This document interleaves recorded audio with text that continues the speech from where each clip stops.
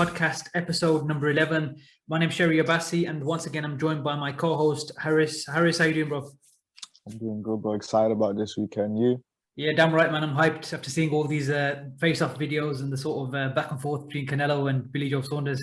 I think the last time we spoke about Canelo, we were both saying how much of a difference it makes, even with the little amount of English he speaks, how much difference it makes to his fight weeks now. Just a bit of English speaking. The way he called them pussies the other day, and then yesterday with Joe Saunders making the jokes about the beef, and then he goes back to him, you like other things, and pointing at his nose. So it shows that he knows English a lot more than we actually thought. You know what I mean? Yeah, it's nice now. I think it makes the buzz totally different too, like social media wise. And obviously he's got a dance partner finally, for the verbals. Yeah. Someone to bring out that sort of yeah, because he's never really backed down, has he? I mean, no. He's not that tight, but someone needs to bring it out of him, like GGG2. That was like that face off for the weigh-in and all that. And Danny Jacobs as well. He headbutted him and all sorts. Oh yeah, Danny Jacobs. That was so crazy too. Yeah. I think this is what's going to happen tomorrow. I think it's going to get a bit physical at the weigh-in. Yeah, hopefully. And Joe Saunders, obviously, look, regardless, whatever. Me and you got different opinions on how the fight's going to go, but I mean, he's not coming to lie down. We know that he's going to go for it. You know what I mean? 70,000 people, the biggest post-pandemic attendance, and one of the biggest attendance of all time in America for a boxing match. So this is a huge event. It's a significant event, regardless of whatever the situation is in terms of pandemic. Even if it wasn't a pandemic, the amount of fans that are going, it's still a massive event. And it's a unification at 168. So it's a huge fight. But we'll get into that a bit later on. I wanted to sort of touch on the weekend just gone and the fights. First of all, on the Parker Chisora card. I'll let you take the floor and start off wherever you want to start. Yeah, I thought the Bivol Craig Richards fight was. I didn't actually know that Craig Richards. I mean, the size difference. I didn't think of that before. When I was thinking of the fight, but as soon as I seen them face off against each other, I thought it was quite interesting. I mean, Bivol does what Bivol does, isn't it? But I thought Craig Richards did quite well. I think he left with a bit of credit from that performance. I love the Natasha Jonas Kate Taylor fight. I thought it was brilliant. I think that should be a rematch there. That'll be a big rematch. I mean, honestly, this card, it's just like, I don't think I've been less excited, for a card like this for ages. But I watched the main event too, but yeah, it is what it is. I thought Parker probably nicked it. I think that first knockdown was back in the head. I thought Parker did some things better, like a bit interesting, like them little left hooks when Chisora almost stuck in under. Reminded me a bit of Ali versus Frazier. Lol. But it did. Honestly, I didn't even care who won. I don't know, but were you even interested? It's just like you didn't even care in it. It's just, I don't know, not to sound negative or start negative, but no, it's like you said. I think no one really cared for this card in terms of the main event. It wasn't, a fight anyone really asked for. If it was meant to happen a few years ago, before he got that spider bite, that's fine. It would have been okay then. Considering how we saw, Parker look against Junior Farr literally 2.5 months ago, he didn't look at any better. Horrible. Yeah, rubbish fight, and then to go in tonight, on Saturday night as well, it wasn't, much better really. It was a similar sort of fight, wasn't it? Yeah, of course, Chisora brought more action than Junior Farr, but Chisora is just very one-dimensional, isn't he? He just comes forward and just ringing shots. There's not much to his game. Well, I mean, he has improved in his last couple of fights. Yeah, in the last 2 or 3 years, he does a few fitness-wise, he's definitely improved. Yeah, and I feel like technically he does a few like random things, which is quite good for his style because he needs to be a bit unpredictable, right? Yep. But yeah, I know what you're saying. But I mean, he does bring it. You got to give him credit for bringing it. Absolutely. It's just when you're highlighting a pay-per-view, it's just, I don't know, it just feels wrong just to even enjoy it. I don't know. The thing is, someone with 10 losses, now 11 losses, should he be headlining a pay-per-view? It's crazy because they always talk about that you can't have a loss in boxing, and if you have a loss, the fans write you off, and no one mentions what Chisora's fucking headlining pay-per-views. You know what I mean? But the thing so is, I don't think it should. I think it should be.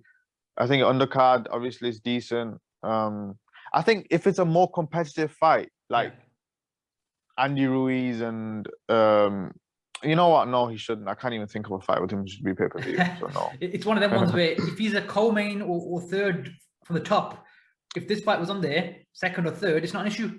But Yeah, if you want you've to got add to him look at to a what the fight pay-per-view means. card, What does the fight mean? Dave Allen. He should be Yeah. the Dave Allen. That's Yeah, fine.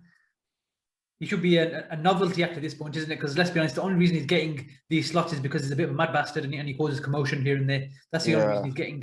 Because He for the last seems 10 like a years, proper prick, doesn't he? that's the thing. For the last 10 years, he's just been a crazy bastard doing mad shit, and he's getting put on because he does big numbers on social media. That's all it is.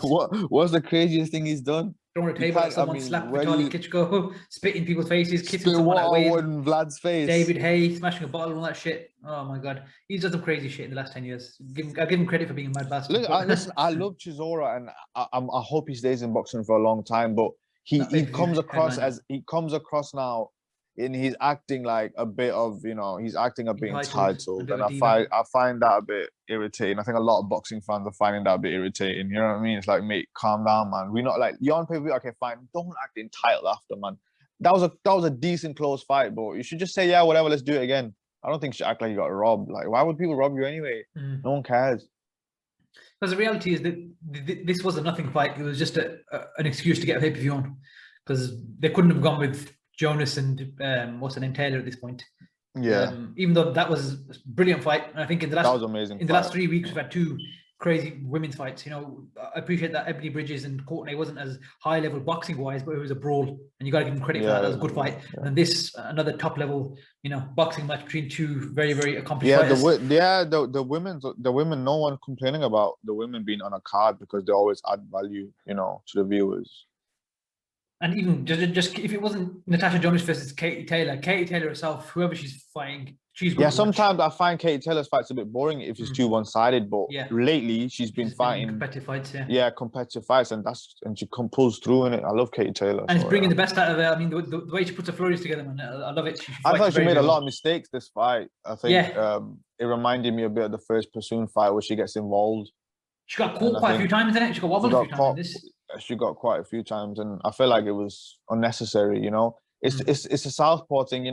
If you reach, remember Ryan Garcia, Luke Campbell. Whenever he reached a bit, instead of walking behind a jab, and he reached with the left hand, then come with the right, he always got checked up. And Kate Taylor still has a bit of that amateur style where she's like, kind of bit rushes the punches instead of just gliding in.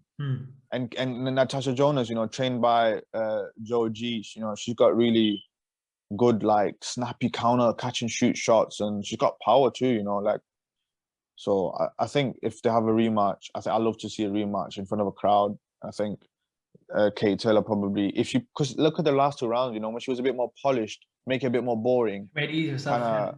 Just kind of like circle off a few shots, and she made that Jonas look shit then. Yeah. I think Jonas, I don't know about you, but she looked like she didn't have a lot of confidence at certain points. But then as the fight went on, she came into it more. Yeah, I get what you're saying. But again, listen, good fight, and definitely, I'm more than happy to see a rematch of that, because it was definitely a close fight. Should be a rematch in front of a crowd. Yeah, I'm sick of boxing without crowds. Yeah, imagine Saturday was with no crowds. Yeah, kill the fight. Like I'm talking about Saunders. Imagine it was no crowds. Instead. It's just, it's horrible. Boxing cannot be without crowds. Especially, I think this weekend we're going to notice the most since the pandemic started, because it's going to be a completely full arena. Stadium. Yeah, and just in general, just that arena is amazing. So. Yeah, absolutely. So it deserves fans, and hopefully within the next 5-6 months, everything will sort of start getting back to normal properly on it, and we'll get full arenas, full stadiums in the UK as well. I wanted to go back and touch on the Bivol and Richards thing. I think, like you said, I didn't realize how much bigger Richards would be. And I think that size difference and just being the bigger man by that much helped him a lot in the fight. I know he didn't really win the fight, but in terms of it helped him to stay in there and sort of get through it. Bivol, obviously, he said on a number of occasions he could make 168, so he's not a massive, light heavyweight, clearly. But Richards says that, but a lot of people say that you don't even know if he can perform at that way. I think if he can perform at that way, he just go down. But I still think, not to interrupt you, but the better be a fight. I feel like everyone's saying now that Bivol's not gonna be able to beat him and whatever. It's different. Beterbiev did not look good in his last fight. No, he didn't. Took him a while to get that. Everyone just forgetting that. You know what I mean? And he got caught a lot in that fight. Exactly. And after that Beterbiev fight, everyone was like, "Oh, Bivol schools him." This is the thing, innit?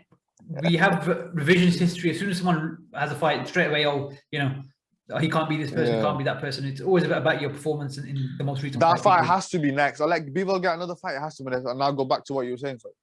Yeah, I think they're saying, to touch on what you're saying, I think they're saying it's going to be Joe Smith Jr. versus Beterbiev first towards the back end of the year at Madison Square Garden, because they're both the top. That's a good fight. That's a good fight. It is a good fight. Look, if Callum Johnson can knock him down, then hopefully Joe Smith can do it as well. You know what I mean? I like Joe Smith. I'd like to see him do well. Yeah, but for the division, it just doesn't work out if he wins. Yeah, no. Beterbiev versus Bivol is a fight. Want to see the two best fighters. We already seen Joe Smith, Bivol. Yeah, and he got schooled. So. Yeah, I mean he rocked him one round. That's it. So yeah, whatever. But overall he got exposed, didn't he? Really. Yeah. But yeah, I think Craig Richards, he showed a lot of heart, and for a guy who just won the British title to go straight in for a world title, he did himself justice and showed that he's not properly world class, but he can hang in there. You know what I mean? He had his moments. Yeah. So fair play. I mean, look, how many fights have we seen where a British fighter's gone against a world-class guy? They've probably lost every round, but they've still been competitive enough. You know what I mean? There's no shame in that against these sort of top fighters. But fair play to him. He did all right, and he's sort of put himself in a good position in the British mix now as well, with sort of Yard, Callum Johnson, Boatsy, all these names, Lyndon Arthur. There's quite a lot of decent light heavyweights at the moment. So hopefully some of them guys get matched up in the next 2-3 years as well, and we get to see some of those. What I don't like is a lot of them are just skipping the British level now, and they're just jumping in with and taking losses to next man's who we're missing out on these fights, and that are good fights to be made. Like Lyndon Arthur and Anthony Yard, the fight itself was boring, but at least we saw two British names go against each other. In that sense, I want to see these sort of matchups, and then move on from there to European and world kind of thing. A bit like Josh Kelly and Conor Benn probably should have fought each other first. Now Josh Kelly lost. You know what I mean? Conor Benn's just in a crack on now, innit? So we might get that fight, we might not further down the line. Let's see.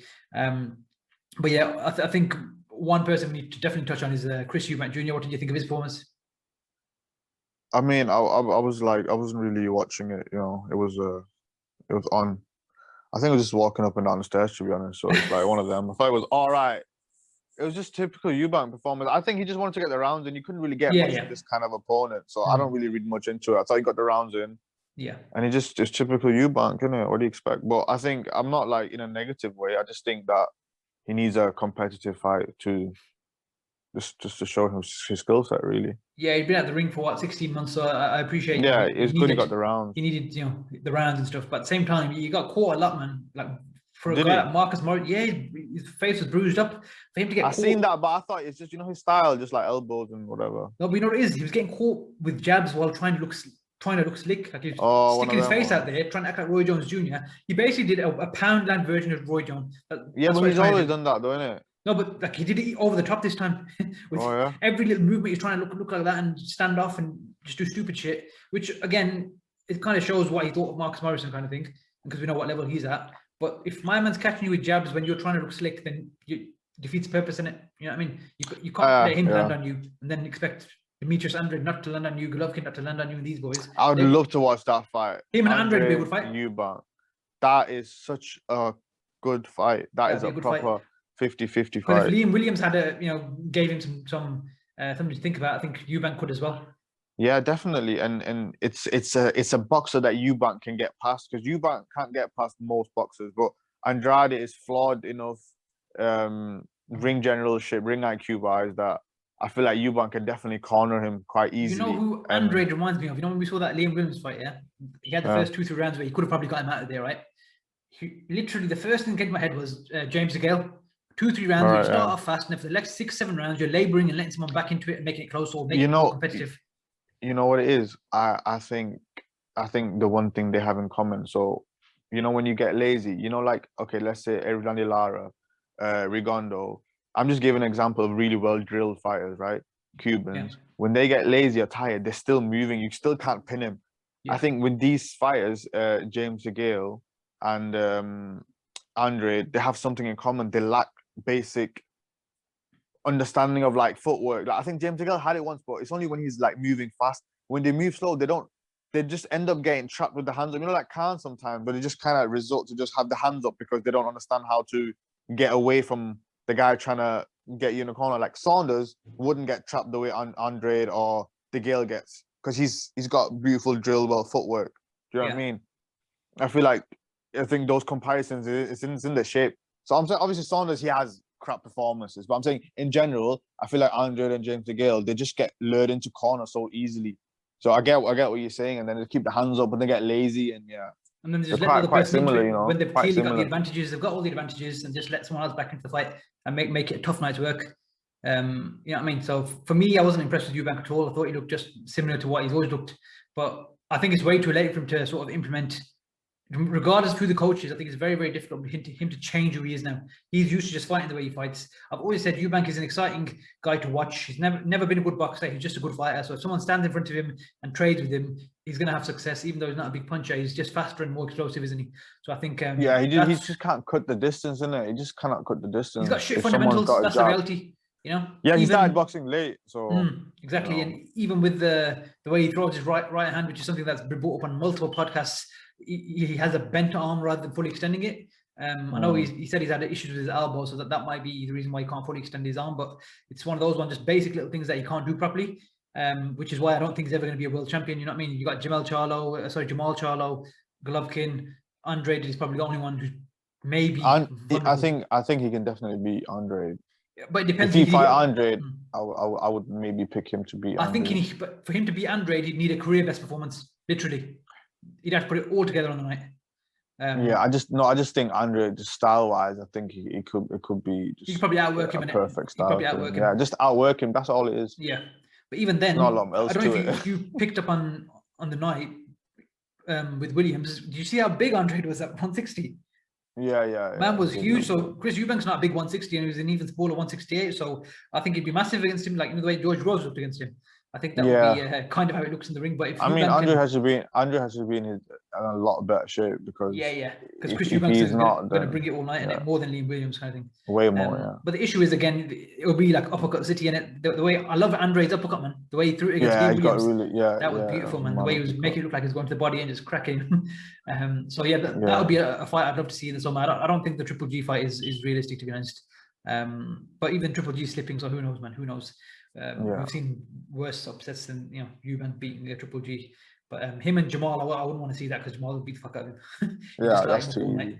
That would just be embarrassing. It'd be like a George Rose number 2. You just get battered. I think it'd be way worse. If not worse, because he's going to go for it more. Jamal would actually go for him. Way more, just everything better. He'd try and take him out, so he's a lot more vicious, and George Groves was one fight removed from retirement after that fight, wasn't he? So definitely. Jamal's going to try and make a statement against anyone now because he's not getting the names, is he? But moving on from Chris Eubank, look, exciting fighter, not the best boxer in the world, but he's always going to be someone we sort of appreciate and have fun with. I think me and you have always kind of liked him. But so overall the card was, I'll probably give it a 5 out of 10. Main event was dead, didn't mean anything, but the women's fight was the highlight of the night for me. It was a really good fight, and Bivol Richards was a decent little scrap as well. So Tennyson got sparked. Oh yeah, that was mad. He got knocked out straight away, didn't he? But again, you know what? He took it well. See what he wrote today. Yeah, fair play to him. He's been honest about it, innit? But with him, do you remember when he knocked out Atif Shafiq? Yeah. That was a brutal knockout. So he's got it in him to knock anyone out as well, isn't he? He's one of them ones where he's not really a world-class type of fighter, but he's got power. He's definitely got pop. He's got power, but Javante Davis even quoted and said, "Who's this guy?" Yeah, well, that was funny. Johnny Nelson. Oh, because of Johnny Nelson, the Joker. Chilo, it is what it is. Again, I know you didn't watch the Ruiz Arreola card. I watched that from. Thank God I didn't. You take the floor. I watched it from beginning to end. Yeah, because it started at sort of 1:30, 2 in the morning, and then obviously saw time and everything. And I stayed up till about 6 o'clock afterwards, finishing the main event. Genuinely, that was a brilliant card. I'm not even gonna blag. Yeah, every fight had excitement, and they were like Mexican wars basically. A lot of action, a lot of knockdowns and sort of dramatic moments, big punches, people getting wobbled. Eris Lara got a contender for knockout of the year within the first round against that what was his name, Cornflake they were calling him. That was a scary knockout. Then you had Sebastian Fundora, the 6'6" super welterweight against what's his name, Jorge Cota, I forgot the guy's name. That was a brilliant fight, and I don't know if you've seen a lot of Fundora. He fought on the undercard of Garcia Spence as well. The man's huge. He's like a stick man, but he fights like an inside sort of fight, even though he's so big, and he should probably keep it long. But in this fight, he got involved and he was getting caught with some crazy punches, but the guy stood firm, considering he's got stick legs like Deontay Wilder, he's a very, very skinny guy, but he's got some power. And then the referee I think he stopped it slightly prematurely in round 4, but it was an all-out war. That was a brilliant fight. Omar Figueroa Jr. got battered and he lost. And then the main event, Ruiz versus Arreola, was actually a really, really good fight. Very competitive. They sort of really done Chris Arreola a disservice with the scorecards, but this is pretty standard, isn't it? He was in the fight. He did well. He wobbled Ruiz a number of times, knocked him down pretty bad in round 2, and wobbled him a number of times throughout the fight after that. He put in probably a career best performance for himself, Chris Arreola, to be honest. And Andy Ruiz started off bad, but he sort of worked his way back into the fight, and then he was a clear winner in terms of, the decision was fair. He won a unanimous decision. The only thing is, you could see as the fight went on, the little things that he's learned with Reynoso, and he sort of got into his new flow with boxing and a bit more lateral movement. He sort of implemented things that they've clearly been working on for the few months that he's been with them guys. The only thing that a lot of people sort of picked up on was his punch resistance. He looked like every time he got hit, he looked like he was getting wobbled or felt the punches. So a lot of people were saying maybe he lost too much weight or he lost the weight the wrong way. But again, he's been at the ring for a year and a half now. So, you can't really, sparring isn't the same as, fighting with those gloves in a real fight, is it? So I think he just needs a bit more activity and maybe another fight. And then after that, you can look at a big fight, maybe a Dylan White or a Deontay Wilder. Did you not watch the fight at all, then you think? Honestly, I'm so not interested in even talking about it. It's just Really? crap. I can't even believe this is pay-per-view in America. You know how we're moaning about that pay-per-view card in the UK? Yeah. Didn't even buy it anyway. Imagine this is in America. There's $50 on Fox. Yeah. Fox have been just putting some horrible cards on. It's crazy. You know what though? The thing is, because it's like Cinco de Mayo time, the Mexicans love it, man. And they all turned out as well at the there's multiple. That's why these fights still happen, isn't it? Yeah, exactly, because they support it, innit? But there's multiple fights. I don't mind the fight. I've seen the crowd. I've seen the crowd fights. So many. That was crazy. That was really crazy. interesting. And on top I of watched those more than the main highlights. I'm not gonna lie. Yeah, but the thing is, with Ruiz being on pay-per-view now, the thing is, because of the whole Anthony Joshua fight now, unless he takes a big loss to someone who shouldn't be beating him, he's going to be on pay-per-view for the foreseeable future, simply because he's had those big paydays now. And Al Haymon, yeah, well, I mean, that's just a stupid decision. I don't think that should just be. I mean, whatever. That's their business. That's their model. Let's just forget this fight. Yeah. So yeah, we'll see what happens with him after this. And Andrew Ruiz, he's saying he wants one more fight before another big fight. Let's see. He just needs to be active. Moving forward, then. So this week we've got a very intriguing fight. The pound for pound #1 fighter in the world, Saul Canelo Alvarez, versus our countryman, the Gypsy Warrior, Mr. Billy Joe Saunders, the Gypsy Prince. Gypsy Prince, the Super Middleweight Unification. So I'll let you start off giving your thoughts on how you think the fight week's gone so far and how you see the fight going. Fight week's been crazy. I knew something was gonna go off, but I don't know. The whole ring thing is it's interesting, because I mean, I just don't understand how if you're so adamant that you should have a certain size, I don't understand how you wouldn't have negotiated or stipulated, or whatever term is correct, put it in the contract. You know what I'm saying? I just thought that was a bit weird, because I knew they were going to play some sort of games. First, I thought it was all like just to get in Canelo's head, and I thought Saunders chatting shit, But then I seen the matchroom stuff behind scenes, and I seen him go to the ring, and like it didn't look like the guy actually said, "This is the ring you're gonna fight in," and then he said, "What?" And then he was like walking around, goes, "What? This is not," you know what I mean? So I thought it was all genuine. After seeing that, I thought it was a bit more genuine. I'm surprised Canelo gave in that easy, to be honest. But maybe it just shows that it wasn't something that was even talked about, which I just don't really understand, to be honest. If you're gonna kick a fuss up, have your business right, He talked so much about Callum Smith just taking the fight for the money, and he wasn't prepared, right? You're gonna get everything right, everything fair. Comes out and says this about the judges. Then they ask him about the contracts. Then he's like, I don't know, that's up to my management team. Then Eddie Hearn says, no, this is what was right in the contract. So I don't know. What did you think of Saunders' whole? Again, for me, it was more like just mind games and causing commotion, and that's all he's trying to do. I think Eddie Hearn said multiple times throughout this fight week now, he said it was an 18-foot ring or something, and he's never fought in 20-foot ring himself. So his last fight was in an 18-foot ring as well. So it's just commotion. He's managed to go from an 18-foot to a 22-foot ring. So he's managed to get Why would you not put that in a contract? Like, what, no, but this is the thing. So from what I've gathered off Twitter and things I've been reading on in a few articles this week, they're saying that the A side generally dictates the size of the ring. It can be anything from 16 to 24 foot, and that's just on the week kind of thing. Whereas the difference between this and what happened with Fury and Klitschko was the padding. Whereas with this, it's not that. This is something else. But obviously, they've managed to get something their way, and they've managed to negotiate even more like space in the ring for Billy Joe Saunders. And that's great. But I just don't understand why you wouldn't like. The thing is this, right? So when he was asked about why, if it's in the contract, and when his dad was asked, the look on their faces was clueless.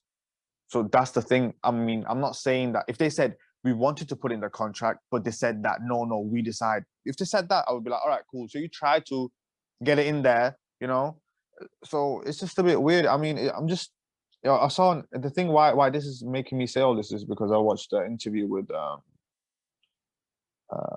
Josh Taylor and Ben, and they was talking about the fight, and Josh Taylor goes, I should have been the A side and my name should have been first. And then just start talking about rematch clauses and all this stuff. And none of them had a clue. They looked bemused, like they were like, that's not really for us to answer.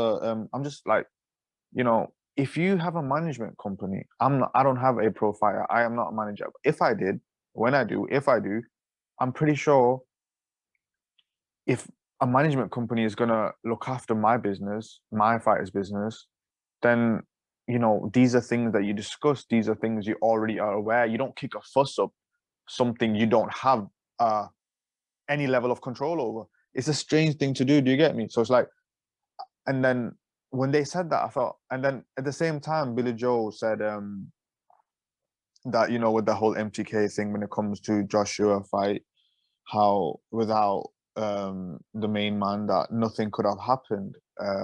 Nothing could happen for the fight. The fight is just, you know, he has to put these people together. And come to find out, it's Eddie Hearn doing the whole thing himself. So I just think MTK is a bit overrated in the management side of things. I think they just give people loads of money, and I think that's why people just keep saying that they're the best management. That's a management team. The management team. That's all it is. But what have they actually done when you say they're the best management team? Like, I mean, because I'm pretty sure the best management team should have had this in the contract. That's what if I'm going to call someone the best management team in the world, it's not just because they're giving me 10 grand a week, you know, for my training. It's because I want to know what are you doing? And all these fighters didn't even, how can Josh Taylor not know if he's got a rematch clause? I mean, bro, is that not a big deal? A rematch clause. Forget a ringside. All right, cool. A rematch clause. Josh Taylor didn't even know. He's not even got a clue. He signed for Top Rank for what? I mean, I don't know. I found the whole thing a bit weird, where they all say that MTK is sorting everything out, and really it doesn't really look like it, you know. So just felt like saying that, to be honest. I felt like if you're gonna complain, have your business in order, you know. Don't come out here complaining if you don't have it. You have nothing. You have no leverage. You have nothing. You have no paperwork stating this. So which leg have you even got to stand on, Billy Joe? You know, you should be lucky you even got the fight, to be honest. Yeah, literally, I was gonna say that you only got the fight because you got the belt. Otherwise, there's no reason for Canelo. Bro, Eddie Hearn, like, I'm not to be up Eddie's ass today, but how many times has he not backed Saunders when Saunders had done stupid shit over lockdown? Eddie's always come out and said, nah, he's a good lad, you know, he's just, you know, blah, blah, blah, blah, blah. And as soon as you think that Eddie's a bit nice to Canelo, Canelo's a star. Canelo has put in the work. You haven't put in the work, you know? You're not gonna, what do you mean? What do you want favorable attention for? You're not the star.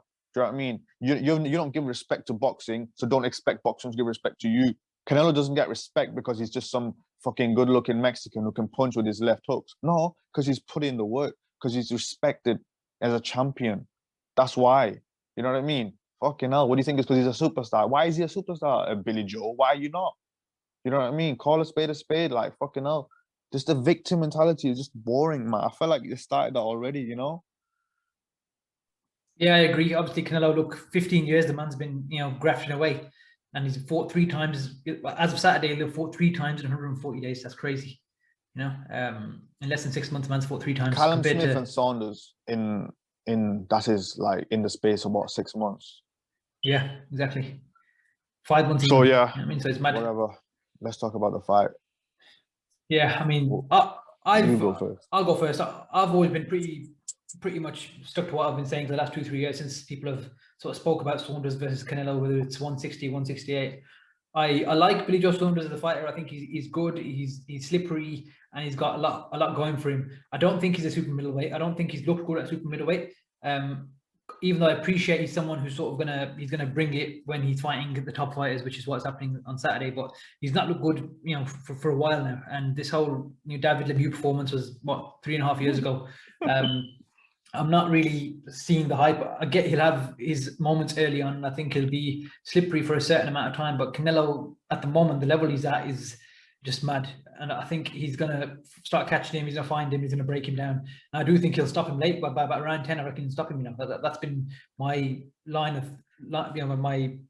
thought from whenever this fight was like spoken about back in December after he beat Murray, and they were talking about it. I was like, he's going to get battered. I don't think he's going to win. I don't think he's got any chance of winning. Of course, part of that is he could, pull out a really good performance and make it 12 rounds, but still not get a decision as well. There's that side of things in it. But I just don't think Canelo's going to let him do what Billy Joe Saunders usually does in the ring. I think he's going to break him down. I don't think it'll be easy for Canelo off the bat, but I think he'll figure him out. And he's just too good on his, his pressure now. The way he puts pressure on, just moving forward slowly, cutting the ring off. I just think at the moment Canelo is just the best in the world by a country mile. I don't think Saunders has really done anything to warrant us picking him. I appreciate styles make fights, and Canelo's not fought a southpaw in a while. Auslandy Lara and these type of things. But that was 2014. The guy was 23 years old, for fuck's sake. He's 30 years old now. He's fully fledged at 168. He's got stamina. He can go for 12 rounds. We've seen that now. He's hitting hard. His IQ, is too high. I think he's going to stop him around 10, and that is my official prediction. I don't see any hype for Billy Joe Saunders, and I'm not going to give him any credit unless he just does something on the night. Yeah. So why? I mean, but he didn't stop Callum Smith. But then again, do you think that Callum Smith was more like just surviving and Saunders won't? Yes. So the Callum Smith fight, I think Callum Smith is probably a bit more sturdy than Billy Joe Saunders as well. And at that weight, he's been at the weight a lot longer. So I know it's he's saying he's going to move up now. That's fine. He lost his world title, so he's going to move up. He's not said he's moving up, has he? Joe Gallagher said that he's going straight to 175 after this. So looks like it. Oh, really? Yeah. Right. And plus, what's the point of him staying at 168 now? He won the World Boxing Championship. Championship. Yeah, I know, but I just with the way hadn't heard that. No, of course. But I don't think Billy Joe Saunders has got the punch resistance against a big puncher like Canelo at 168. Billy Joe Saunders isn't really. That's not his weight class. He's better off at 160. You know what I mean? I think he'll get stopped personally. I think he's pissed Canelo off a little bit, and I think Canelo's going to go for him and really want to get him out of there and make a statement, especially with the fans being back as well. I think he's stopping him personally. I'm not seeing anything else personally. Right. I'm not. I think so. In terms of Canelo style and everything, I think if he approaches it, like against Daniel Jacobs, for example, when he's like going slowly, going forward with the head, like Callum Smith style, basically being the bull. I think. If he's slow, I think he will probably start like nice and slow with that herky-jerky kind of thing going on with his head and stuff. And I feel like Saunders, if Saunders has like a really, really, for Saunders to win, basically, if he lets Canelo get in that rhythm, Saunders needs to like not commit in the beginning, I think, and just keep. Whenever Canelo kind of sets himself to start throwing, just keep walking away and making him keep resetting, and just to start off with, obviously. And then obviously Canelo's going to make adjustments. But in terms of that, like slow head movement and punching, if I just don't see him beating Saunders that way, because I just don't think Saunders not going to move like overly. Like I thought Lara moved a lot, but I think Saunders is going to punch off a lot of angles too. You know what I mean? So I think if Canelo does a bit like he did against Lara, when he just kind of picks the rhythm up and he's just fast with everything and punches straight and punches where he thinks Saunders is moving, like he did a lot against Lara, cutting the angles off, but he needs to pick up the pace a lot. And the good thing is that he has, I think 168, he's shown that he's got, I think this is probably his best. Like we've not talked about Canelo's stamina for a while, have we? Since he's moved up, He's was it definitely got more stamina now. way more stamina, right? Yep, 100%. You can just tell. And he looks But healthy and comfortable. do you not agree that? Yeah, do you not agree that Saunders is gonna make Canelo look a bit human again? Because I think the last couple of opponents have fed right into Canelo's hand. It's been too easy for him. It's like heavy bag. You know what I mean? Yeah, that's what I'm saying. The style of the fight will be completely different, and you have to figure him out the first few rounds. You know what I mean? I feel like it's going to be a lot more tricky than Danny Jacobs' fight too. Yeah, I agree. I mean, I'm definitely not picking Saunders to win. But you know, it's really hard to break this fight down because we literally have no clue how good Saunders really is. You know, we actually don't know.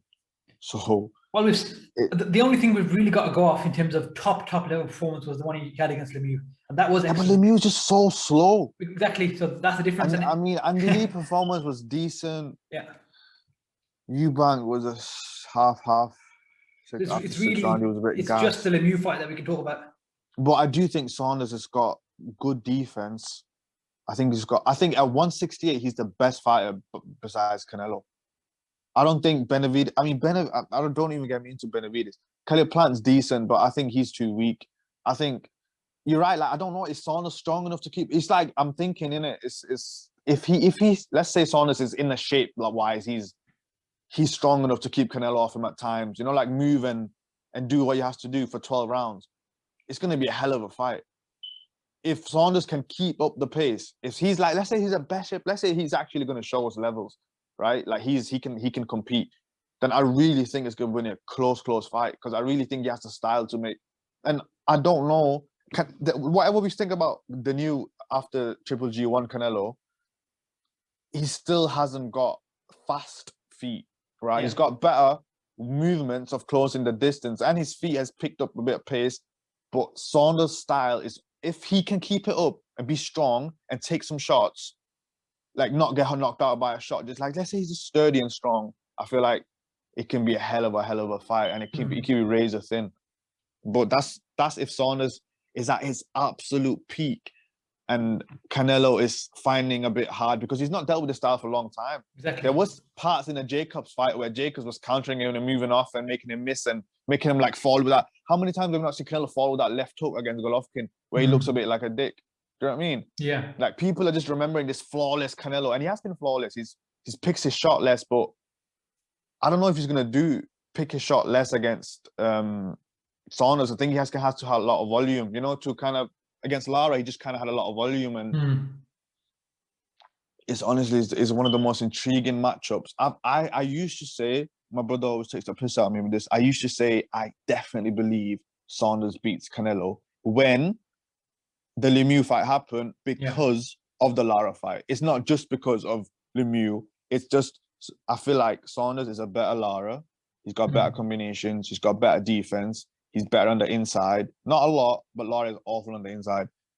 He can smother a bit. He's just a bit better all around. And he's got a bit of a mean streak. If he didn't have the attitude with him, it's not even a competitive fight. Because of the attitude aspect of it. Because there's two alphas versus each other, you know? We're going to have to see if Saunders an alpha. We'll see in the ring. If he actually proves what he's about. Because he has proven it so far. You know? When he has to step up, he has proven it. And I really want, like, I love Saunders. You know what I mean? I really want him to perform. And if he wins, I would love if he wins, you know, and there's a rematch in Wembley or something. It would be crazy. That'd be mad. If he won the fight, he deserves nothing but praise. We got to go Wembley. We got to go Wembley. Yeah, nothing but praise and credit if he can pull it off. Absolutely, because look at the level. But I'm thinking of like, you know, like I'm thinking of Saunders being some, you know, I'm thinking of him having this level that but that's what he said himself he needs, right? So I feel like he's got the skills and the tools to beat Canelo. I just don't know if he's smart, you know, can he keep it together? But I see him as a bit of an Amir Khan type where he won't be able to keep concentration for 12 rounds. Not against Canelo. Lemieux's one thing, Canelo's something else. You know what I mean? I just feel like his boxing IQ is a lot higher. Oh, the IQ thing's fine. I'm just saying about the concentration level. I think at some point there'll be a lapse and Canelo's going to catch him with shots throughout anyway. And on top of that, me and you are boxing fans who we've been watching sport for years, and we got to be realistic here. Yeah, how key is consistency? Yeah, activity and consistency. Billy Joe Saunders. Honestly, might just go on. Sorry, go on. What you say?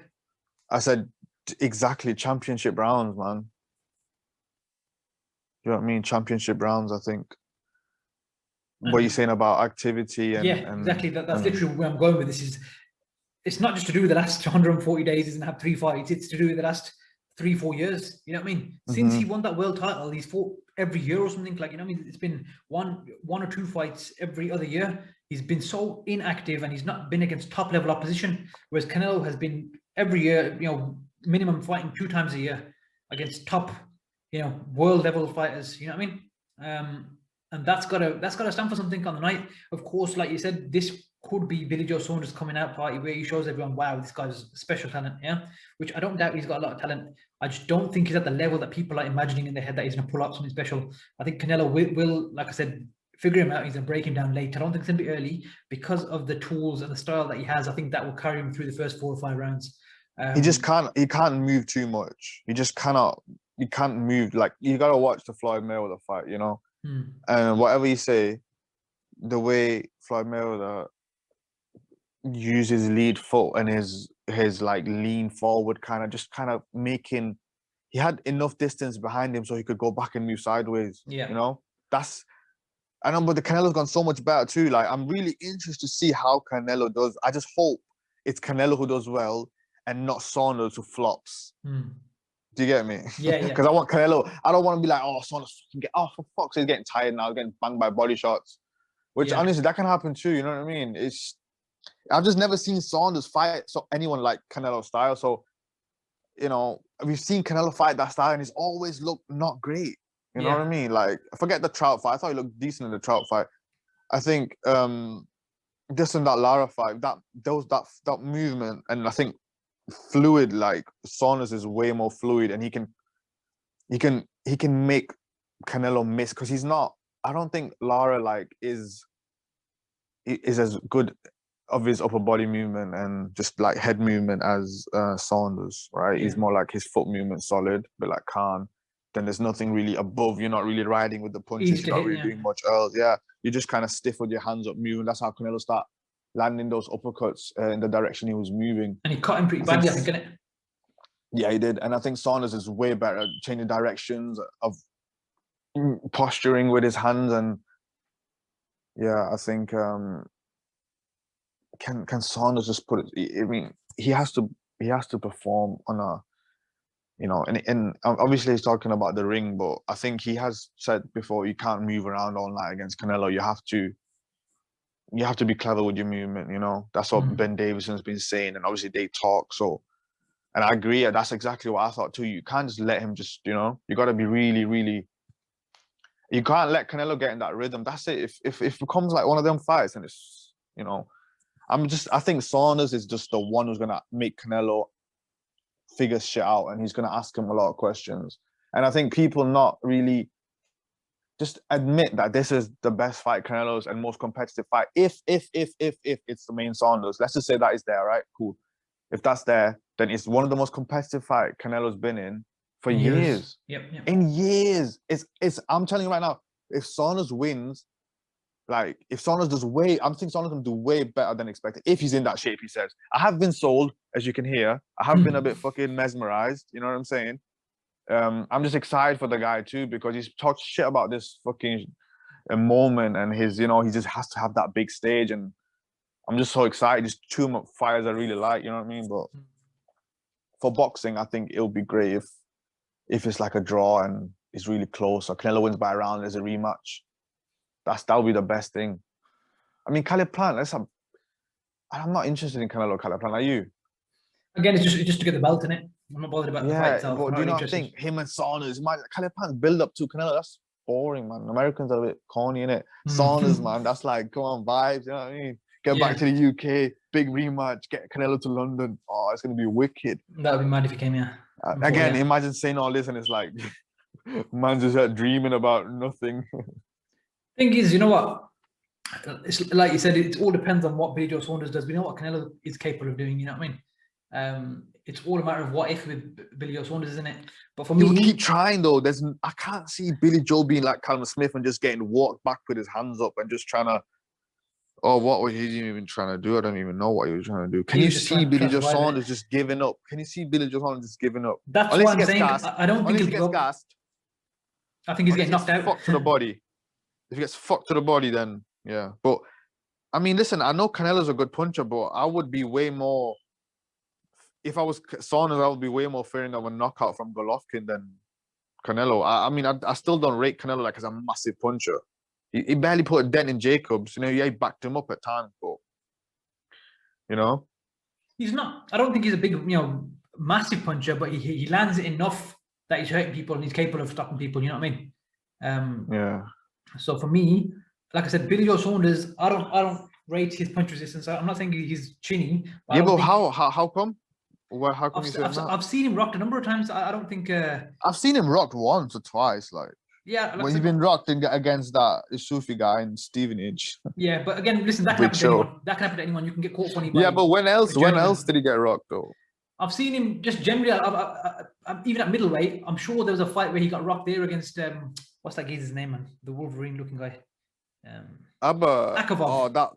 Come on, that fight was horrendous. Again, but he's been at the ring for a year then, so he's rusty. I appreciate that. But my point is, I'm not saying he's chinny, but I just don't think he's going to be able to. Yeah, I mean, Canelo's a power puncher, isn't it? It's not like I don't think he's going to be able to take big shot after big shot with the pressure that Canelo's going to put on him. Mental pressure, physical pressure, everything. Do you think Saunders is going to make Canelo miss?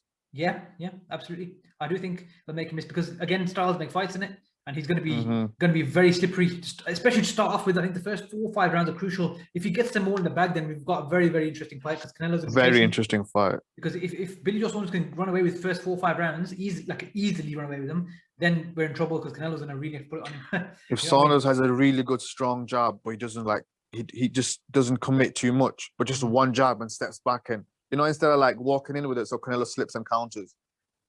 I think body work's important from Canelo's side. I think he just has to target the body in the beginning. Yeah, he's going to do that. Listen, Reynoso's going to find the game plan here. He's going to figure it out. You know what I mean? But again, Canelo probably figures out himself too. Yeah, exactly. He probably knows to do himself anyway. But it's an interesting fight. Like I said, simply he has to be calm. Canelo has to be patient. Yeah, which I think he will. But I think he's going to want to stop him as well to prove a point. Yeah, he looks like he wants to. He's pissed off. He's not under his skin to the point where he's rattled, but he's pissed off. He's under his skin in a good way. I mean, motivated. He's under his skin. He's under his skin. Yeah. However that plans out, we will see. Because no one has, like I said, listen, Canelo. There is some things that are interesting, which is Canelo's had it very easy lately. Aside from what was his last competitive fight? GG2. I mean, it's been too easy for. I don't even know what that was, but that was a bit. I don't know. I mean, Kovalev was like done. It was like skinny, fat, dead, But I don't think he's had anyone who really fucking wants to win. Who really makes adjustments, and it's gonna be really, really, really interesting, man. This is Saunders. Everything Saunders has ever done, said. Whatever. All of it has to be proven. Everything is on the line. He has to prove himself, and if he puts in career best performance and he does well, and it's a competitive fight, but Canelo just shows levels. No shame. Good on you. I'm sure that he'll be all right. He'll come back, and there's loads of fights for him in the domestic scene. Yeah. I love to watch a rematch with him and Eubank Jr. I love to watch that. Someone just beats him, man. Someone just beats him easy. It's just fun, isn't it? Yeah, banter. It'd be good build up. No, but I'm still think that Eubank is still. I think it'll be a good fight. I think honestly, it'll be a really competitive fight. Just because of Eubank's relentlessness, he just gets on top of people, innit? Like you said, Saunders not a big cracker, is he? Yeah. But that's just what I'm saying. Options, there's still options for both, obviously. If Saunders loses and by a wide decision, then he still come again. It's only one loss, for fuck's sake, you know what I mean? I just hope that it's a really competitive fight, because I don't see where else is Canelo gonna get his competitive fight if it's not Saunders. Yeah, out of this 168 run, then it is Saunders. Saunders has always been the one I thought, he's the one to just make him look bad. Just make it a good fight. Just make it a good ass fight. Close ass fight. I agree. I do agree with that. I just don't see him lasting all the way Yeah, to the okay. end. I'm gonna say I have to like not get too carried away and go with Canelo. I think he's gonna, even if it's close, he'd probably eke it out. You know, the last 3 rounds. You reckon it's gonna be a decision? Yeah, I think it's gonna be a decision. All But right, I'm gonna go with I'll that. text you. I'll text you after like 4 rounds and because Saunders might, I don't know, he might just start getting caught too much. You know what I mean? Yeah. Canelo's fast. You know the punch that I think is key. Yeah, I had my eyes closed earlier. I was trying to envision it. Yeah, obviously bear in mind it's southpaw in it, so Yeah. the way they're going to be, Canelo's left is going to be against Billy's right in it. Yeah, I'm thinking now too. You know when Canelo throws that looping left hook that looks like going to the body, but it goes to the chin instead, like he did against Golovkin and other people. Yeah. That's the punch that I think is going to hurt him with. Yeah. He might not do it straight away. I think he'll go to the body for the first 4 or 5 rounds, and he'll start throwing into the face 6, 7, 8, 9, and that's why he's going to knock him out with. In my head, I've just seen that now, and I thought that's it. He's gone, because at some point Saunders is going to hold his feet, and he's going to try and get a bit too clever with it. You know what I mean? Because Saunders has got very good head movement. This is the thing. He has to deter Canelo at some point and give him some to respect as well, innit? So when he holds his feet at some point, Canelo's going to throw that shot and land on him. I'm not saying he's going to knock him out with it, but I think he's going to hurt him with that shot. That's going to be where it starts to go wrong. That's in my head. I'm just seeing that shot over and over again, just because of the jab being so close. You know, and the feet tangling. You know what I mean? What if the feet are right next to each other? You know what I mean? It could be a matter of he hits him with it and he loses balance over his foot, and that's a knockdown. You know what I mean? You don't know. Yeah. So I'm just looking at the logistics of the way they're going to line up against each other. So if it's orthodox, I think he'd find it a lot harder to land that shot. But because he's right in front of him and there's much less distance for him to land that left hook, that's why I think in this fight the key for him is the left hook, and that particular feint to the body, land on the chin kind of thing. That punch is going to be a key for Canelo. In my head, I'm so sure that punch is going to land. I put it on Twitter the other day. So I said that he's going to land that on him somehow. I bet you that Canelo's going to try and land that shot, and Saunders is going to pull away from it and jab him all the time and make him look stupid with it. Yeah, and you know what? He might do that to begin with, but at some point he's going to land that shot. At some point he's going to land. He's too good not to land that. You know what I mean? So for me, I think TKO 10 or 11. I think Saunders will look good, and he'll come out with a lot of credit. You know what I mean? And he will make Canelo look bad compared to what he's looked in the last 2 or 3 years because of the style of opponents he's fought. And if anything, credit to Billy Saunders, credit to Canelo for getting this fight on, because it's definitely something that Canelo knows he's not looked good against in the past, so he's challenging himself, if anything. You know what I mean? Definitely. And it's a big risk for him, if we're being honest. Yeah, it's a big risk. I think Canelo stops him around 10 or 11, if that. But I do think Billy Saunders will look good at points. I just don't think he's good enough to do it for 12 rounds. And I don't think he's good enough to beat pound number 1. Have there been worse upsets in history? Absolutely. I just don't think Billy Saunders is good enough to beat Canelo at this rate. It would be a massive upset. 160, different story. I think that was his prime optimum weight for Saunders. Right. But now I think do you not think that you haven't seen him really tested at 168 to just make that assessment too? Absolutely. There's also that as well. This could be like there's a lot of questions. This could be his coming out party. You know what I mean? Even if he loses and he gets knocked out in round 10, if he looks good for 4 or 5 rounds, then who the fuck are we to say anything? That could be, you know what? Yeah, he performed well. You know what I mean? So either way, I've got no issue giving Billy Saunders credit. If he loses, I'll give him credit. If he looks good, and if he wins, obviously, then he's earned. As long as he tries. As long as he tries. As long as he doesn't like survive and do what Callum Smith did. Callum Smith's arm was fucked, though, innit? Yeah, Canelo's a bastard. But why was it fucked? Because of Canelo. What a bastard. Yeah, Ripley's flipping tricep off the bone. That's fucked. But yeah, for me, from the last 2 or 3 years, whenever that fight has been potentially spoken about, I've always felt Canelo stops him. And yes, of course, like we said, the style of fighters Canelo's fought in the last 2 years has also made him look good as well. Let's not deny that. So this is where we're going to see, can he do the same against a guy who can move the way Billy Joe Saunders can move? And if he does, then all the questions have been answered in it. We can't fault Canelo. Then we could say, you know what, he ain't losing to no one at 168. The only real loss he can take is if he fights Beterbiev anytime soon. If he fights him in a year or 2, he'll win. You know what I mean? So there's that as well in it. So I don't think Canelo loses between now and the end of his career. I've been saying that for the last 2 years anyway. I think he's too good. Solid chin. But again, that southpaw thing has been the only thing, 6 or 7 years ago, but that's the one where he's looked bad against.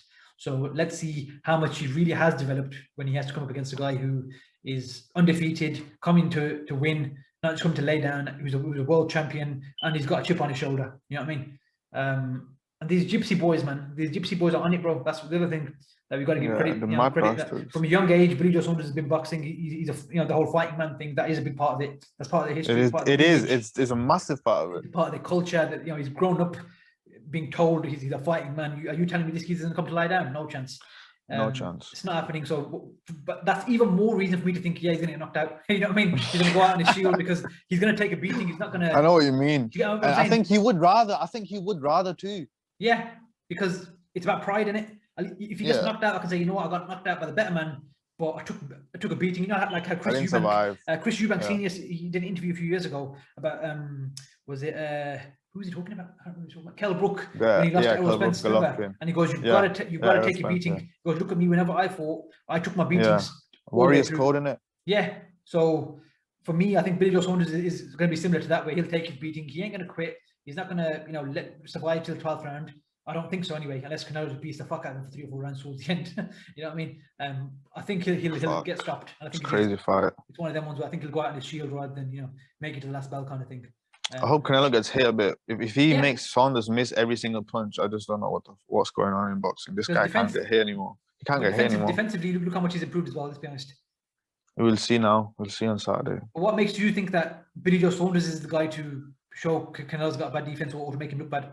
Defensively speaking. I just from what I said before, the angles and all that, and I think combination wise, I think he's a decent combination puncher. He's not like he's like Lara's a decent combination puncher, and I think Saunders is a decent combination puncher too. Straight shots, good pop, good straight shots. So, because I understand the whole thing about Canelo missing against Saunders because of his sort of movement and stuff, but for me, the way Canelo makes everyone miss and makes it look easy, granted, not against a style like this for many years, I can't see it in my head, but let's see. I'm sure Canelo will get hit, but I don't think he'll get hit more than Billy Joe Saunders will get hit, if that makes sense. I think Billy Joe Saunders, you know what I mean? That's what it comes down to. If someone's landing more on you, not glove punches, if he's physically landing more shots to the body and to the head, are you beating him? You know what I mean? You can't beat that person. And Canelo's an accurate puncher. He's economic with his punches as well. But I think, like you said, he's going to have to start throwing volume in this fight as well to deter Billy Joe Saunders a bit, innit? Like he did with Lara. Just go quick, boom, boom, boom, boom, quick shots while Saunders. Let him know that. And the thing is, he ain't got stamina issues at this weight, so he's going to be on it.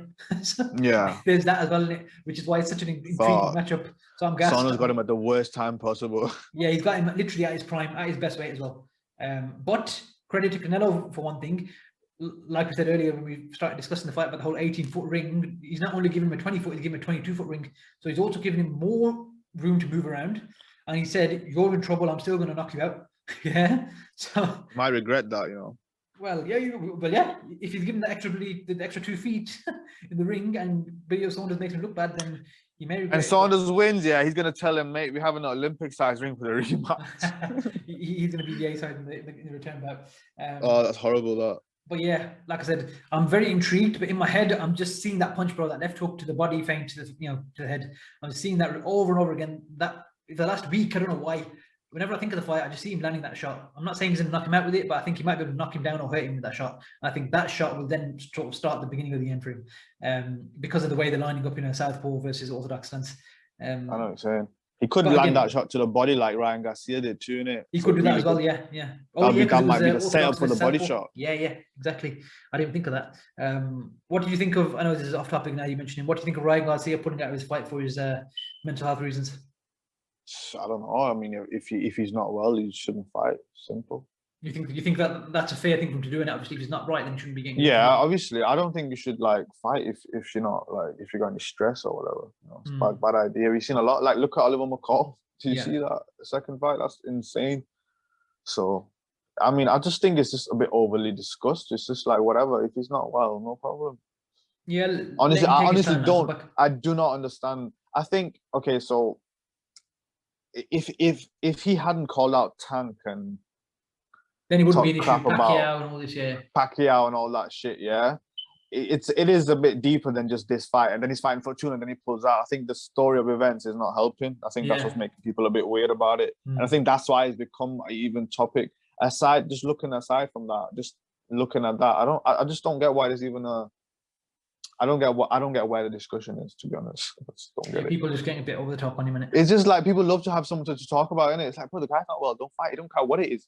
Even if you got loads of migraines, just, like, who cares? Whatever it is, like, you know, whatever it is. If you have stress, if you have any problems and whatever he's got, don't fight. It's simple as that. You can't focus. I think in football too, you know, especially in boxing, you need to focus at any second. If you're distracted, it's not the right thing to do. It's not like a footy match. You know what I mean? You can just go kick about with the boys. It's quite dangerous, like. Yeah, this is life and death, innit? It can impact your life. Yeah, definitely. I just don't. Yeah, it's a good thing to do, to be honest. Just you got to prioritize yourself and be careful. You know what I mean? You can't risk these things, man.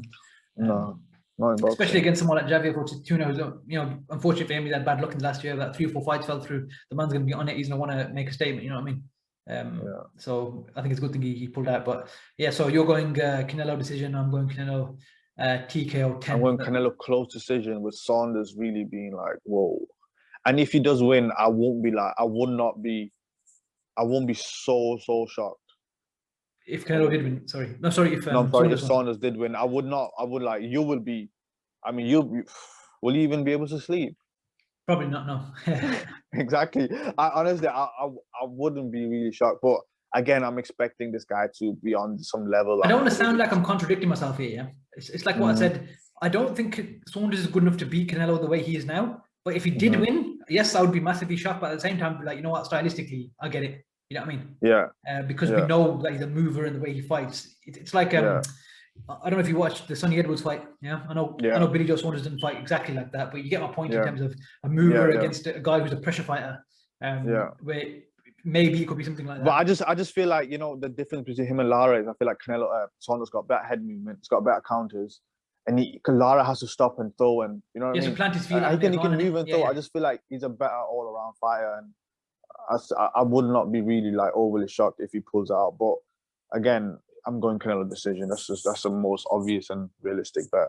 Yeah, I'm going to stick with my one. Just go for TKO 10 or TKO 11. One of those two. I think he's going to get him out there late. I just don't think he'll be able to keep up with the big shots personally. But let's see what happens in it on the night. So it's only one night away. Weigh-ins tomorrow. That's going to be juicy. They're going to be pushing each other about as well. It's going to happen. Also, speaking of Saturday night, we've had a few hints this week from, you know, Eddie Hearn. He's not said it. This is the thing. You know, when shit goes quiet like this, then you know something's happening in it, because they've been way too public and open about this negotiations. That's pissed people off because it's gone on and on and on. Yeah. But the fact that this week it's gone radio silent. Yeah. And he's hinted maybe you'll hear something on Saturday, and winked at the camera a few times in interviews. Yeah. I don't think he's doing that for no reason. You know what I mean? I think they're close now, and I think it's very, very likely that it gets announced in the ring with Tyson Fury on Saturday. Maybe before the main event goes on, because Canelo ain't going to want to, you know, be in the ring and they pull fucking Tyson Fury and say, "Oh, we're going to answer my fight." You know what I mean? Canelo will want to have his moment to do a post-fight interview and you end the broadcast there, innit? So realistically, I think before the main event happens, they'll probably announce it then, or maybe after. Who knows? But I think it gets announced this Saturday. What do you think? I'd be quite surprised if it gets announced on Saturday, just because the zone don't even have the rights for it in the US, so I think it's a bit awkward for them to fucking, do you know what I mean? Be like, I'll make a whole segment. Well, they do have worldwide rights. I don't know. That's just what I was thinking, but it could be. But yeah, I don't know. I have no idea. I just can't wait till it gets announced, you know, because there's the one thing that I'm the most like, that I'm literally cannot wait for, and it's finding out Artman's reaction. That's what my boy Artman, who have been going back and forth since the last 3 months. That's what I cannot wait. I cannot wait. You know, sometimes you know, I see these tweets, I'm like, why the fuck did I ever engage with the guy, man? It's not ending. Honestly, you should keep doing it. It's very entertaining. You know, it's fun. But I'm not gonna lie to you. Yeah? Fine. Obviously, the stuff that he tweets, a lot of it is he believes it, so he's delusional. Yeah. But, he's definitely delusional. He's cult. Tell you one thing, yeah. I spoke to the guy on DM a few times, and I've spoken to him on like a voice call. Yeah. He's actually a decent guy, proper, like, nice guy. Yeah. He's not rude. He says stuff on the timeline, but he's not like a rude guy. I've spoken to him. He's decent. Yeah. He's just very much. But even Deontay Wilder's a nice guy, though. That's what I'm saying. But he's delusional. They're still nice, but they have a certain side of the brain is not with the rest of reality. You know. That's the issue in it. Yeah, that's what I'm saying. So that's you can't even be convince him. Because I've had people, I cannot tell you the amount of people who DM me saying, look at this dickhead, he's a prick, he's this. I go, listen, he's not a prick, yeah? I've actually spoken to the guy, he's a nice guy, but he's just so certain that Tyson Fury cheated. He's so certain that Wilder has been robbed and it's because it's black and all this because of... Yeah, we'll order a... Sorry, go on. Oh, you talking to someone else or? No, go on. Do you get my point? Like, it's all these things which he's explained to me as a black American, he's explained his side of it, yeah? And which I can't argue with because I'm not a black American, so I understand where he's coming from and I get what he means, yeah? But it's got fuck all to do any of that, though. No, that's what I'm saying. What I'm saying is that's his reality in it. That's why he's sort of lost in all that, which I can't speak on because I'm not a black American. I don't agree with it, but it's not for me to say about, you know, race and all this business. I don't want to get into all that because then I've been called anti-black and all sorts now on Twitter by people talking out woodwork. You know what I mean? Like, you motherfuckers, why said anti-black here? You know what I mean? I've multiple times I've backed Deontay Wilder. You know what I mean? Regardless of whatever his excuse has been, I still enjoy him and he's one of the most dangerous fighters out there. You know what I mean? He just can't beat Fury, I don't think. He's just a prick. But sad prick. It is what it is. But hopefully, look, I just want to see this fight announced because this fight is holding the keys to the rest of the division. Yeah, and we'll order a hoodie from my man, innit? Tell him make a Joshua versus Fury undisputed hoodie. Can you imagine that? Right at the bottom, no Wilder. Actually, don't even put Wilder on my hoodie. Actually, don't even want him on my hoodie. Yeah, just make that hoodie for us. Get a nice hoodie from him. Thank you, mate. Yeah, I did say to him that, you know, if the fight does go through, I'll buy a hoodie off you. So yeah, make a undisputed one. Make the date. And make sure you get the date, you know what I mean? Underline the date so you know it's there. That's the date. You should wait for the date. Yeah. Make a call at the end next week, mate. There One it is. more week, mate. Yeah. Even my boy Boxing Ego, he's adopted the same British teeth, and one more week, mate, on his bloody on his YouTube. I watched a few videos lately, laughing at him because he's saying the exact same shit, and he's saying, "Oh, Deontay Wilder, the king, is gonna rise and knock Tyson Fury out, and the fight's announced." I'm like, what the fuck? What fight is being announced, you dickheads? There's no evidence that fight's being announced next, unless this fight falls through. Then fair enough, but it's not. There's no evidence. And what have you thought about the Wilder's posts and his videos? Which ones? The boxing ones and all this. I don't know. It looks the same as always. He always looks good on pads. No news for me. Pads don't hit back in it. I've always seen him look good on pads and bag and whatever. So it looks like he's got decent technique. He does good things. He just can't put it all together with on the night movement. Yeah. With movement, it's what he kills him. He can't you can do it in single, bam, bam, bam, bam, bam, but not like. And he's got no back foot game. He can't walk properly backwards. No, I can't. If you get him on the back foot like Tyson Fury did in that second fight, then it's over, innit? Unless he lands a big Only if you're taller, though, innit? You have to be taller. That's the thing, yeah. A smaller fighter like Ruiz is getting sparked. Oh, mate. Well, I mean, or White. It could go both ways, that fight. Nah. I still think Deontay Wilder knocks these geezers out, bro. These small guys. If he lands a bomb, it's over. Maybe, yeah, but which Wilder comes out, man, he might be petrified. I don't think he will be. If Ruiz just steps on him straight up, just go for it.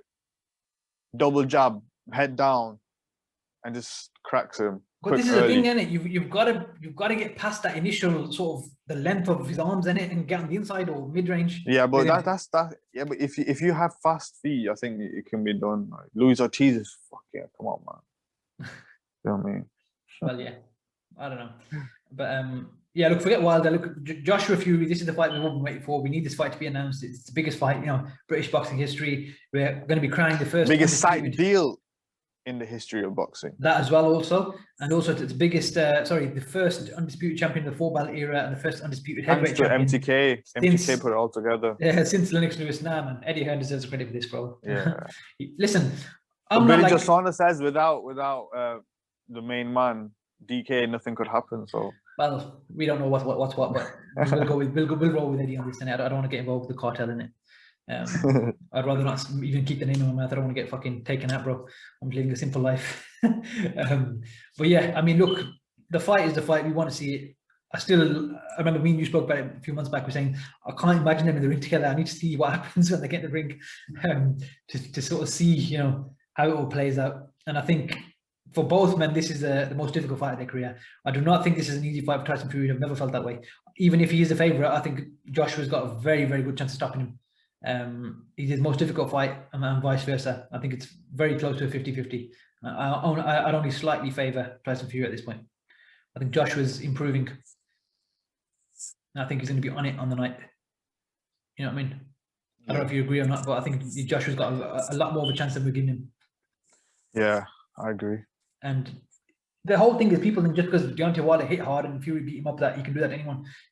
Joshua's a completely different prospect. You know what I mean? Inside game, boxing skill. I don't think Fury's gonna be able to rough him up. Fury's gonna have to come in light to move against him. You know what I mean? Because Joshua's gonna be explosive on the inside as well, and with his uppercuts and bodywork. I'm just holding back talking about the fight until it gets announced. Fuck it, man. Just talk about it if it doesn't get announced. It's fantasy fight. Yeah. One more week, mate. You know, as you keep One saying. more week, mate. One more week. But yeah, I'm hopeful it gets announced this weekend, man. I'm hopeful because it's gone, hopefully. It's gone radio silent. So when it gets to this point, after all the bullshit they've been saying, the reason why Frank Warren and Bob Arum shut the fuck up is because they've admitted they've received the binding agreement. Now they're just going through the paperwork. Yeah. Yeah. All parties have said that they've received it now, innit? So we know that. I mean, look, I've never thought that it won't happen ever since the fight got signed, when it was close to getting signed. Obviously, it's signed, it's done. Obviously, you just get the side deal. It takes time, like whatever. I've never thought since it got signed. I thought, yes, it's on. You know. Yeah. So I've never honestly. It's just them lot been putting doubts in my head. That's the only thing that's irritating. You know, Arum and Frank and that. But obviously, you see why in it, and I'm sure Eddie's gonna let more loose when it's proper done. You know what it is, yeah? Can't wait I to think hear you it. agree with me on this because me and you are we're quite pro Eddie, but we're not pro Eddie from a casual fan point of view. We're pro Eddie from the point of what the guy's delivered in the last 10 years. Yeah, definitely. If you look at Frank Warren, got one world champion now, Sonny Edwards, yeah? He's got fuck all else. Who's that guy Sonny Edwards beat, man? I mean, listen, I'm not saying the guy's have not beaten good fighters, you know, whatever. Guy's 37, you know, and I'm just saying, like, BT's main events, I mean, they're just dead. They're awful, man. They're BT are clearly not interested. The fact that they didn't pick up the Josh Taylor fight is a big, you know, there you go. shows What's they're that not about, interested in it. you know? Yeah. Frank Warren's no one says anything, though. Why dead. does no one say anything about BT? Everyone's quick to talk about Eddie, innit? Those fight disciples, they didn't mention anything. No one, of course, they're not going to mention anything. You know, it's just too much. Like, everyone's quick at, is Eddie taking Canelo's side, or is Saunders right about Eddie? Yeah, but listen, it's his dad. Everyone wants Eddie to be a What does that say, though? You know, when people are criticizing him, it's because he's winning in it. Yeah, I guess. Because he's literally he is the top promoter in the world. There's no, I don't think I've seen people last week saying he's never put big fights on. What the fuck's his Saturday then? For the last 10 years, he's done What's his Saturday? Yeah, for the last 10 years. Yeah, I get. There's been a lot of domestic, but so what? BT would have loved to put those domestic fights on that Sky was doing. And people like watching it here. Who cares? Bro, you know listen, big fights. BT would love to put on this card this Saturday, just gone and got 200,000 pay-per-view buys for that. Exactly, yeah. They would have loved to. So it's one of them ones you gotta be realistic. All they've ever put on is Crawford and Khan and Golovkin and Canelo too, and they've both been pay-per-view. And they've all been pay-per-view. Yeah. So I mean, what have they really done? They've not supported boxing. They've not spent any money on Anthony Yard fighting Binman. Sonny Edwards fighting this guy's a champion, but he's 37, all right. So let's just be honest. And everyone else is just been fighting crap fighters. The only good fight was Yard and Thingy and Dubois and Joyce. That's what I'm talking about. But that's just recently. Let's be honest, it's not really been that much of that. So the reality is Eddie Hearn is the guy that's gone out there and made shit happen the last 5-10 years in British boxing. He's brought it back. Yeah. Frank Warren's done fuck all. Yeah. I'm not being rude. He's had a Hall of Fame career as a promoter, but the last however many years he's really done nothing, let's be honest. Yeah. Bob Arum is hit and miss. He can't deliver for Crawford, which is fucked. But he's done well for Lomachenko and other bits and bobs he's done. Yeah. But again, old man, always smoking weed. The man's losing his head a bit. So Eddie Hearn, bro, the man's putting on cards in Italy, in Spain, in Kazakhstan, Uzbekistan. Yeah, I see people criticizing him for doing that. How are you going to criticize him, man, for taking boxing to countries that have never been much of going to Spain? Why are they going to Spain? I mean, what do you mean? Why are you complaining? Spain. Boxing is boxing. Sit down. Why not? For £1.99 a month. And if Sky Sports, like a lot of people say that Eddie hasn't been putting on the right amount of worth watching in UK. Well, if the new DAZN budget is more, let's give him time. Let's see what he can do. The guy's always produced. When he says he's done something, I mean, I believe him way more than any other promoter. Absolutely. Straight up. And he's always been open with us, even if it hasn't, the things that he's saying haven't ended up happening. I'm not saying the guy's 110% honest, but I believe him more than any of you crooks. That's what I'm saying. He knows. This has always been my thing with Eddie Hearn. He was ahead of the game. He knew that this online stuff, as in your IFL TVs, your YouTube, your social media was going to blow up in the next. A different generation, a guy, innit? Exactly. He was ahead of it. Frank Warren was so far behind that no one takes him seriously on social media. He probably doesn't even write his own tweets. You know what I mean? But do you not think that Eddie Hearn hasn't really got any competition? But there's a Like, reason for yeah, that. he's good, but he hasn't got. Yeah, but there's no one with his. There's like Dana White would outdo Eddie Hearn, right? Has In what sense? outdone Eddie Hearn. Has outdone Eddie Hearn, right? In what And sense? he's got personality. I'm just saying in their what they're doing. Eddie's getting there now. So and obviously Dana's been in for more years, right? But I'm saying in terms of stature, money, business, finance, everything, Dana's another level, right? And Eddie Hearn looks up to Dana, copies a lot of the moves they've done, right? Which is great. But I'm saying if he had another Dana White in boxing, it would be better for the sport. You don't have these old guys like, but they would have their own stuff going on. They'll be young, they would be smart, honest with the fighters, paying them on time, no court cases, you know. Well, to be fair, with All of Eddie this Hearn's good not being stuff. that, and it's only Frank Warren's lot. Yeah, that's what I'm saying. So I feel like Eddie's great, but I also think that he stands out because there is no other one The rest really of in my the shit. UK. Yeah. Dana White stands out because he's the only one there too. Do you know what I mean? But if there was a Dana White here, it might have been like there was another one here. You know what I mean? But I think he had got no competition really. Frank Warren's got no charisma. Let's be honest. Bob Arum's old, you know. So Al Heyman's ghost. I mean, he's not who's even competing with? Oscar De La Hoya I don't even know what he's on. So who's Eddie Hearn really competing with? Not taking any credit for him because even if he was competing, I still think he could be number one. Yeah. I think he'll still like keep going up levels. But I'm just saying, I do think like being honest, he's good, but around who really, you know? True, yeah. And on that note of Eddie Hearn, he's obviously leaving Sky and he's going with his own, realistically. That's what we read, yeah. You know, it is before they even released that article. Yeah, you're right. Actually, he was every interview he was doing for the last year. Yeah, he's hinted at it. Global strategy. Sky is not global. Yeah. DAZN is the future now, innit? These apps, these streaming services, all this. It's great, and we can't complain. I think we get all that on there. What's the issue? I don't mind paying £10-15 a month for all that shit. Yeah, I would do it. Let's be honest, $1.99 is only going to last for a little while, and that is. No one cares if you get value. I'm sure boxing fans, it's gonna grow boxing worldwide. It's gonna grow interest of boxers worldwide. It's gonna make it easier for fighters to get dates worldwide and still be watching the UK. How can he not do it? Imagine everywhere in the world they can watch a fighter from here. Yeah, you can watch your fighter. Sign for Eddie, gets on DAZN UK. They can be watched everywhere in the world. It's crazy. And on the same app, like everyone can have. If they know that, if like DAZN has got a brand in the US now because of that and Eddie, which is a good move they made. Like how many people chatting shit about DAZN? Look how they're smashing it now. Yeah. How many people talking shit about Saunders when he didn't take the fight, and how he shouldn't have waited and whatever. And look how it all played out for him. You know. Yeah. But yeah, DAZN, I think it's gonna be really like interesting. Glad we're gonna get a new commentator team. You know, like the same Chris Lloyd and Darren Barker. I hope Frotch is there too. Frotch is Chris Lloyd's top guy. Frotch is going to work for DAZN UK like today. I mean, he's gone there. I think he should be part of it. I just love Frotch. I need Frotch there. He's just funny. So if they get their own team together, no Adam Smith. I don't mind like even if Andy Clark's still there, these type of people, it'd be great, man. Imagine having more, like they can just control what they want to do. Eddie wants his own production. I think it's crazy. I mean, it's gonna be amazing. Yeah, it's gonna be interesting to see how they're gonna go about the price strategy and how they're gonna go about the Joshua things and if that's even true or it's just gonna be really good.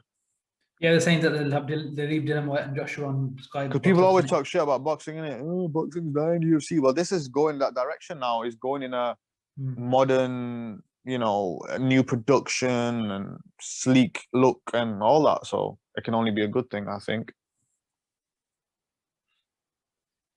Okay, so I think let's wrap it up there, innit?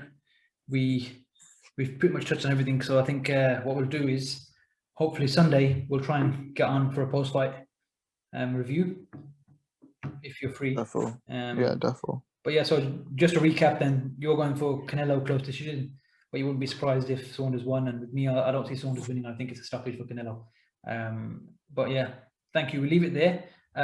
Once again, for everyone who's listened to this, please leave us a comment in the YouTube comment section or drop us an email at Boxing Junkies Podcast at gmail.com, and we'll get back to you and discuss any topics if you have any of interest.